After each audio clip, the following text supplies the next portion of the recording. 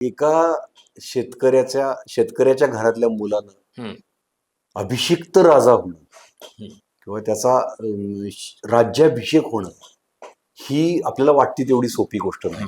तो सार्वभौम राजा होणं, त्याच्या बापजादी राजा होते किंवा राजे रजवाडे होते असं नाही. साध्या घरात म्हणजे त्यांचे आजोबा, महाराजांचे आजोबा हे होते, शेतकरी होते. तर अशा घरातला मुलगा छत्रपती होणं ही साधी गोष्ट नाही. आणि मग ज्यावेळी स्वबळावर त्यांनी स्वराज्य निर्माण केलं, मोजक्या लढवयांना हाताशी घेऊन गनिमी कावा वापरला आणि स्वराज्य निर्माण केलं, जुलूम जबरदस्तीच्या राजवटीला झुगारलं. आणि उद्देश हाच होता की रयतेला स्वातंत्र्य मिळावं, समता असावी.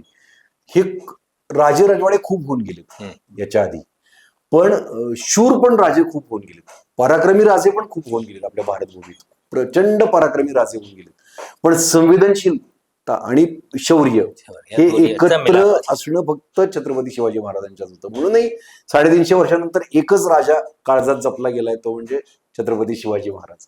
तर ते असं आहे की त्याचं कारणच हे की त्या राजाला रयतेविषयी प्रेम होतं. त्या राजानं स्त्रियांचं रक्षण केलं. सोपी गोष्ट नव्हती. रयतेच्या भाजीच्या देठाचंही रक्षण केलं त्या माणसानं. भाजी केवढी असते, तिचा देठ केवढा असतो. रयतेच्या झाडांची काळजी घेतली, गंजीची काळजी घेतली, गंजीला आग लागू नये, रयतेच्या संपत्तीची काळजी घेतली, स्त्रियांच्या अब्रूची काळजी घेतली. असा राजा एकमेवच. पराक्रमी खूप होऊन गेले. म्हणजे अनेकांनी अनेक कोथळे बाहेर काढले, अनेकांनी अनेकांची बोटं तोडलेली.